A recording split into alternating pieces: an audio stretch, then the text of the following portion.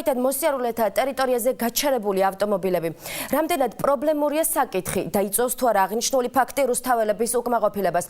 მსჯელობენ თუ არა საკითხზე ქალაქის თვითმმართველობაში და როდის გამოჩნდება რუსთავში ავტომობილების პარკირებისთვის განკუთვნილი ადგილები. თემაზე თამთაცირა მომუშავდა. მსგავსურაც ქალაქის თითქმის ყველა ცენტრალურ ქუჩაზე ნახავთ. ავტომობილი ფეხით მოსიარულეთათვის განკუთვნილ ადგილას განთავსებული შესაძლოა რამდენიმე საათის განმავლობაში იყოს. ქვეითად მოსიარულეებს მძღოლების გადაწყვეტილება არ მოსწონთ. საჭესთა მსხდომები კი სიფრთხილისკენ ფეხით მოსიარულეებს მოუწოდებენ. საკითხი, რომელზეც ორივე მხარის პოზიცია საერთოა, ეს ქალაქში პარკირებისთვის განკუთვნილი ადგილების არსებობაა. აუცილებლად საჭიროა პარკინგები ყველგან. ვერა საფრთხეს ხედავთ პარკინგის არარსებობაში. საფრთხე ავარიული სიტუაციები იქნება. ეგაა მთავარი საფრთხე. მოსახლეობას ხელს უშლის, აი ბარდიურებზე გაჩერებული მანქანები ეს ყველაფერი. პარკინგი რო იყოს ეს არ იქნებოდა. პარკინგის არსებობა რა პრობლემებს გამოიწვევს? რა პრობლემებს მოაგვარებს?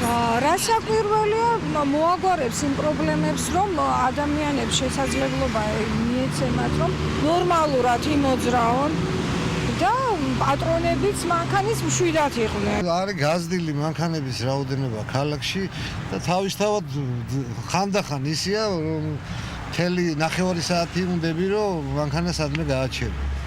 რა თქმა უნდა, მოსაწესრიგებელია. ქალაქის თვითმმართველობაში აცხადებენ, რომ საკითხთან დაკავშირებით მუშაობა მიმდინარეობს. კონკრეტული დრო თუ როდის შეიქმნება ქალაქში ავტომობილებისთვის განკუთვნილი სპეციალური ადგილები უცნობია. რუსთავის მერიის ქონებისა და ეკონომიკის განვითარების სამსახურის უფროსის მოადგილის განცხადებით, ამ დროისთვის ასევე არ არის გადაწყვეტილი პარკირებისთვის ქალაქში რამდენი ადგილი შეირჩევა.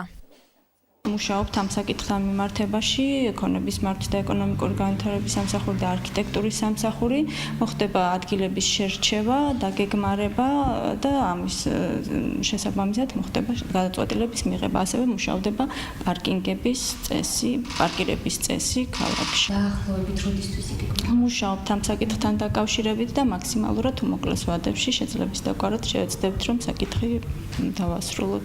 ქრონიკის საინფორმაციო ჯგუფი აღნიშნული პრობლემით დღეს პირველად არ დაინტერესებულა. მოსახლეობის პოზიცია ჩვენი ეთერის საშუალებით ერთხელ უკვე გაჟღერდა. ადგილობრივები შესაბამისი უწყებებისგან საკითხის მოგვარებას 9 თვის უკანაც ითხოვდნენ. სულ მაგას ავჩივით, ეზოებში, ტროტუარებზეც გავლა შეუძლებელი არის ჩვენთვის. ძალიან გადატვირთულია, ძალიან და ეს უნდა აიგრძალოს. აუცილებლად უნდა კონდეს ცალკე ადგილი, სადაც უნდა დააყენონ ეს მანქანები, იმიტომ რომ ფიზიკურად ვერ გაივლის ადამიანი. მოქალაქეების პოზიცია უცვლელია. ქალაქში პარკირების ადგილების არსებობა, როგორც ქვეითად მოსიარულეების, ისე ავტომობილის მძღოლების უსაფრთხოდ გადაადგილებისთვის არის საჭირო.